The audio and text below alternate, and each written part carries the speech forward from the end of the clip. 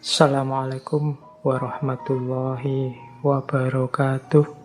Nah, kita lanjutkan. Ada beberapa tips menarik untuk menghadapi penderitaan, termasuk menghadapi patah hati. Versi Schopenhauer. Pelan-pelan ya kita pelajari di sisa waktu. Yang pertama, dia bilang begini, man can do what he will, but he cannot will what he will. Ini masih tentang keinginan.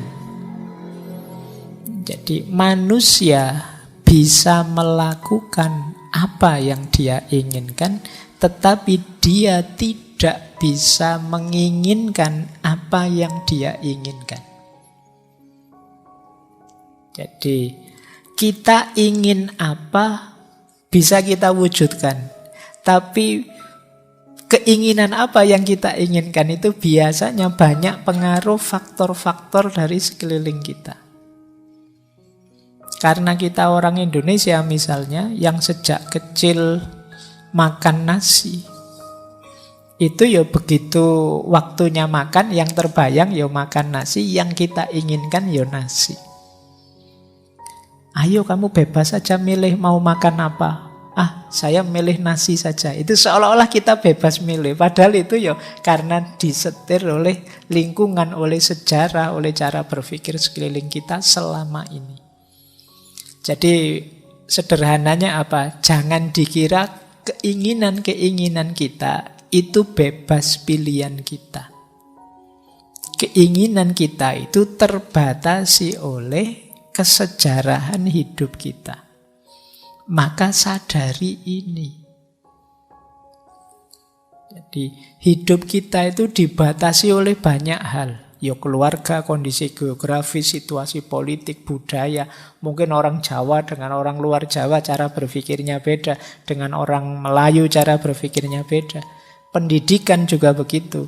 Yang kuliah agama dengan yang kuliah teknik, dengan yang kuliah psikologi, cara berpikirnya mesti beda.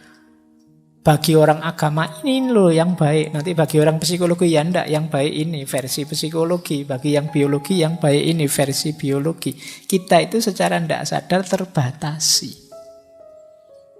oleh lingkungan sekeliling kita. Maka penting kita tahu batas dan mengakui batas kita. Termasuk batas adalah pasangan kita. Jadi kita mungkin suka dengan yang seperti ini atau senang dengan yang seperti itu. Itu juga batas. Kemarin di minggu lalu diceritakan kenapa sih orang itu seleranya bisa beda-beda. Ya, dia membawa beban sejarah nenek moyangnya. Tipe-tipe ideal yang berbeda. Saya pernah baca novel cinta, tapi versi Afrika. Itu bagi mereka yang di sana justru cantik itu bukan yang kulitnya putih mulus, tapi yang kulitnya hitam dan berkilat. Itu kan beda dengan seleramu. Kalau lihat bibir kok tipis merah itu mereka jijik. Mungkin dianggap habis makan nopo gitu. Tapi mereka suka bibir yang agak tebal, yang pakem lah ya, radial loh, besar. Mereka suka yang begitu. Standarnya beda. Rambut lurus panjang tidak suka. Suka yang kriwil-kriwil, keriting kecil-kecil itu. Mereka suka. Itu bagi mereka seksi. Standarnya jauh. Kalau kamu kan kalau ditanya tiap hari yang kulitnya mulus, rambutnya panjang, sana beda. Kenapa begitu? Itu tadi. Setiap orang punya batas hidupnya sendiri yang tidak sama. Maka pengalaman patah hati juga begitu. Kenapa kita bisa patah hati? Jangan-jangan kita lupa batas. Saya ingin ini sih, tapi kan dia juga manusia, punya keinginan sendiri. Jadi kalau dia tidak menuruti keinginanku, ya wajar saja. Dia bukan ranahku. Yang aku kuasai hanya keinginanku. Baik, itu pelajaran pertama dari Schopenhauer.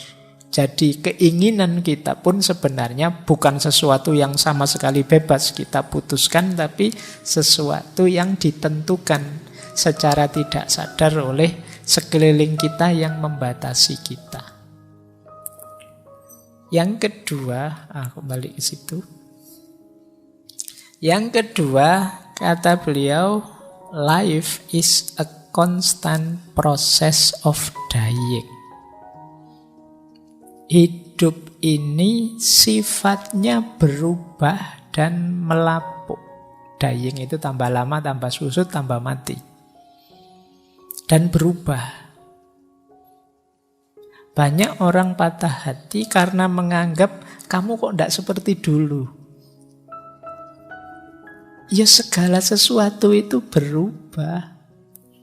Kalau kamu kecewa dengan kondisi pasanganmu sekarang kok tidak seperti dulu, kamu lupa bahwa segalanya berubah dan bahkan melapuk. Melapuk itu ya kalau manusia tambah tua.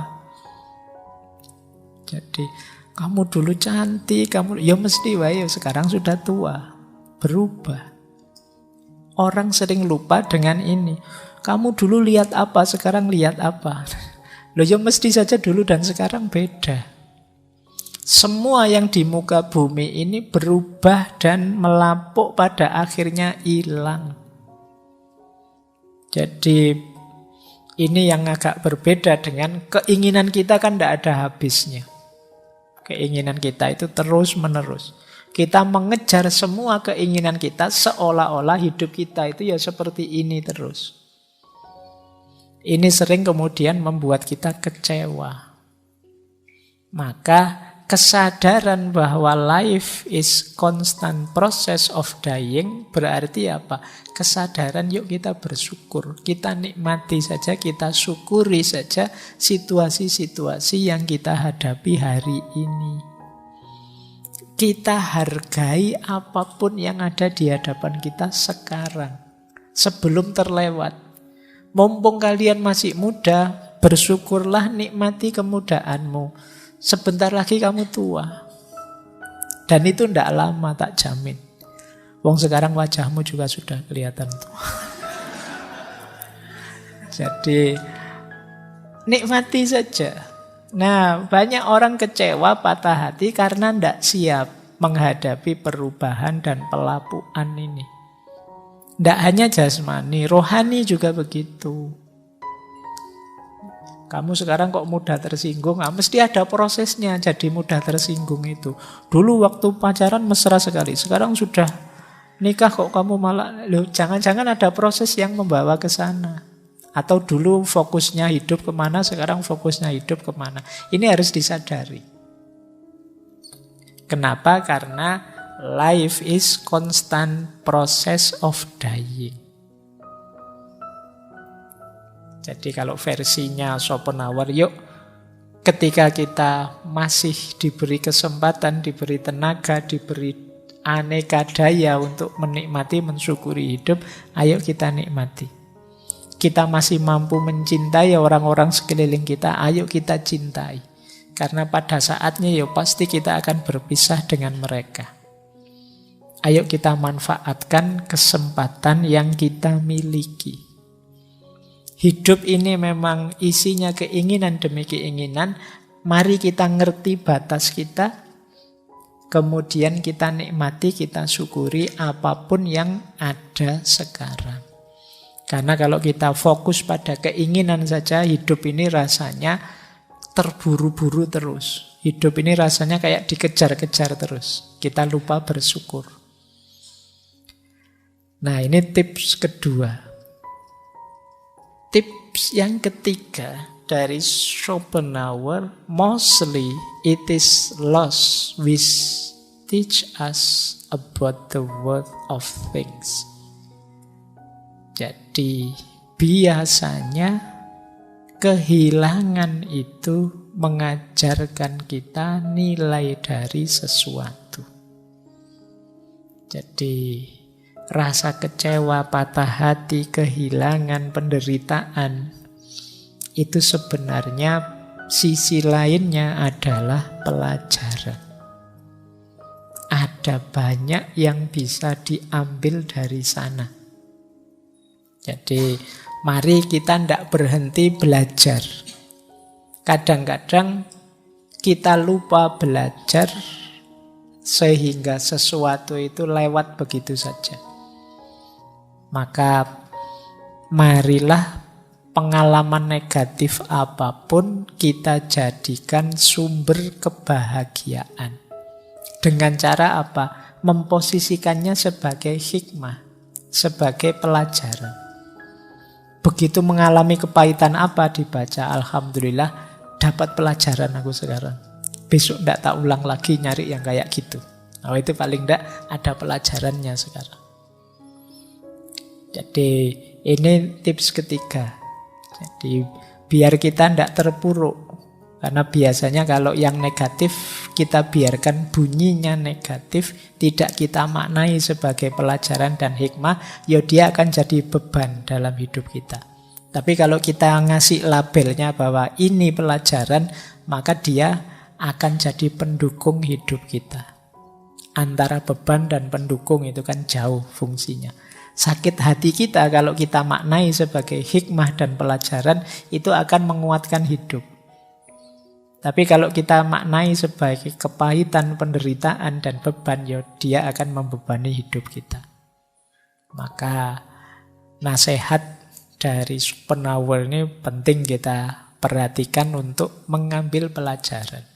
Karena peristiwa-peristiwa pahit itu banyak nanti mengajarkan kita. Terus ini juga menarik. It is a clear gain to sacrifice pleasure in order to avoid pain. Sungguh merupakan satu capaian yang jelas ketika kita mau mengorbankan kesenangan untuk menghindari rasa sakit. Dalam hidup ini memang kadang-kadang kita harus siap tidak senang, tidak gembira demi menghindari sakit yang lebih besar. Jadi kita harus siap minum obat yang obat itu pahit biar sakit kita sembuh. Patah hati itu mungkin pahit, tapi dia menyembuhkan sesuatu dalam diri kita. Yang jauh lebih penting. Mungkin gara-gara patah hati sekarang aku sadar bahwa ternyata aku ini lemah, mudah ditipu, mudah dibohongi, terlalu percaya sama orang. Itu kan lahirnya kita jadi lebih kuat.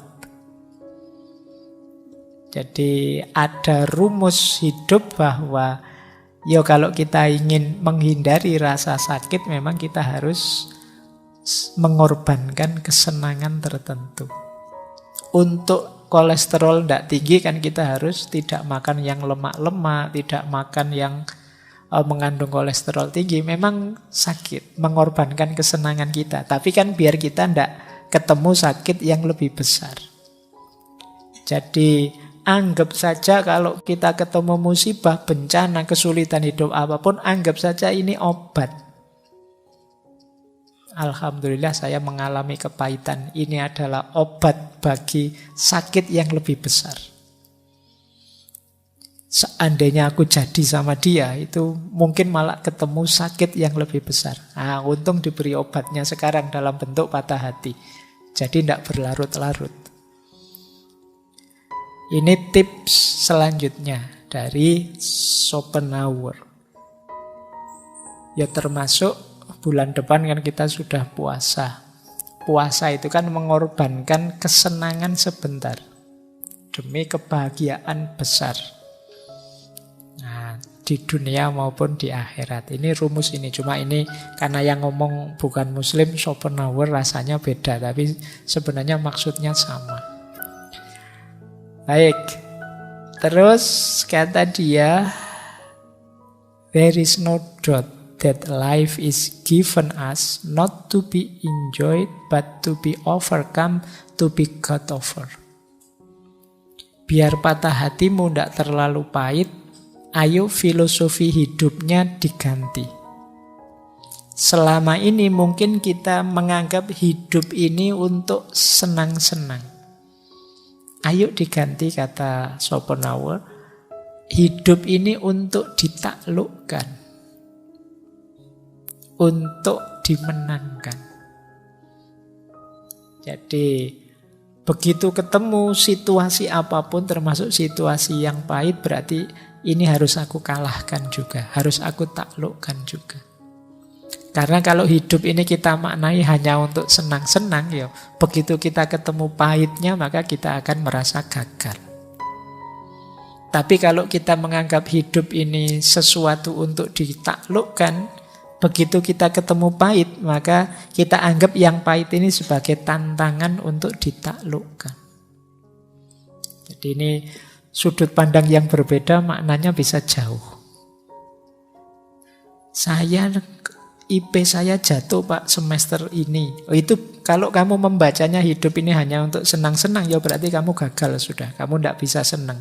Tapi kalau kamu membacanya ini tantangan, bahwa saya harus lebih baik besok, karena hidup bagimu adalah penaklukan, maka sakit tadi dengan IP jatuh bisa membangkitkanmu dari keterpurukan sehingga kamu semangat belajar. Maka ini rumus dari Schopenhauer ya. Kalau kamu tahu kesulitan apapun, jangan dibunyikan itu sebagai kesulitan, bunyikanlah sebagai tantangan. Tantangan hidup untuk ditaklukkan. Begitu kamu diputus, misalnya patah hati, anggap ini tantangan bagiku. Bisa tidak aku survive, menang.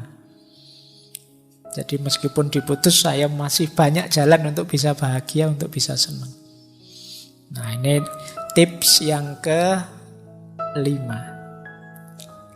Terus masih ada satu lagi. Di situ jam 10. Saya tidak tahu di jamnya teman-teman. Pokoknya saya nganut yang cepat saja. Biar cepat selesai.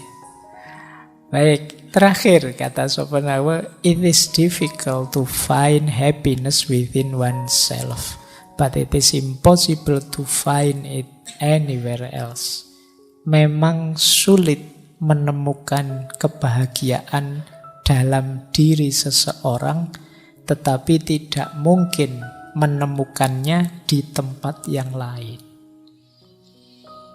Jadi, ya memang di mana-mana, di banyak kajian, di banyak ceramah kita diingatkan bahagia itu di dalam hati kita sendiri, ada dalam diri kita sendiri, dalam penerimaan kita terhadap apapun situasi hidup.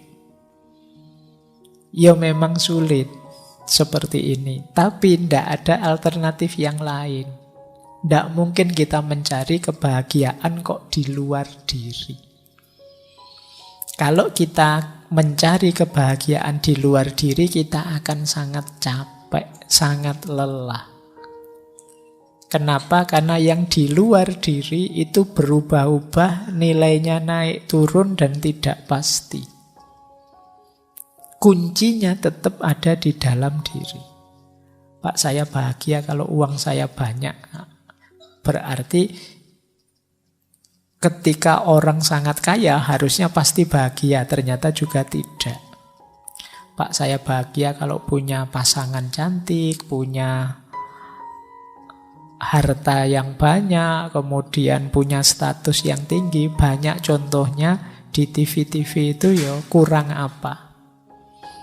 Jadi ganteng dan cantik, anaknya juga lucu-lucu, hartanya banyak, ndak habis sampai 7 turunan, tapi ya ndak lama kemudian jumpa pers terus mau cerai. Kenapa bisa begitu? Bahagia itu ternyata tidak di luar diri, tapi di dalam diri. Berarti apa? Perjuangan utama kita untuk meraih kebahagiaan itu sebenarnya tidak tergantung orang lain. Kuncinya tetap ada dalam diri kita. Mau sedih, mau senang, mau depresi, atau mau longgar hati, itu kita. Orang lain tidak bisa ngatur dalamnya hati kita. Kita yang bisa ngatur diri kita. Nah, orang maki-maki kita, kalau kita tidak tersinggung, kalau kita tidak marah, ya kita tidak tersinggung dan tidak marah. Orang tidak ngapa-ngapain pun kalau kita membacanya versi sensitif, versi baper, ya mungkin orang maksudnya tidak ke situ, kita baca ke situ, terus kita sedih karepe dhewe. Kuncinya tetap ada dalam diri kita. Orang misuh-misuh misalnya, terus, oh kamu tadi maki-maki saya ya, wah mohon maaf saya tidak paham kamu ngomong apa, santai saja ya, lu kamu tidak tersinggung. Tapi orang ngomong biasa sekalipun kalau kamu baper, kamu tersinggungan, kamu membaca segala omongan orang sebagai yang menyakitimu, ya kamu akan sakit. Jangankan diomongi, dilihatin saja kamu marah. Kan banyak itu, ngapain dia lihat. Ya kan, cuma dilihat aja kamu baper. Kenapa? Yang bukan yang melihat yang tidak beres. Hatimu, batinmu yang memang kurang bahagia. Jadi tidak ada orang bisa menyakiti hatimu kalau engkau tidak mengizinkannya. Jadi kuncinya bahagia memang dalam diri kita. Oke, baik, ini tips dari Schopenhauer beberapa. Pikiran-pikiran beliau masih sangat luas. Silahkan yang tertarik. Beliau dikenal alirannya pesimisme. Karena memang dasarnya hidup ini sakit, penderitaan. Dan ini strategi-strategi yang dia sampaikan untuk mengatasi penderitaan hidup. Oke, untuk malam hari ini saya cukupkan sekian dulu. Mohon maaf kalau ada yang kurang berkenan, mungkin 1-2 kekurangan apa, mohon dimaklumi. Kalau ada kekhilafan, kealpaan yang teman-teman ngerti benernya seperti apa, ya silahkan disampaikan. Kurang lebihnya mohon maaf. Wallahul muwaffiq, wallahu a'lam bissawab. Wassalamualaikum warahmatullahi wabarakatuh.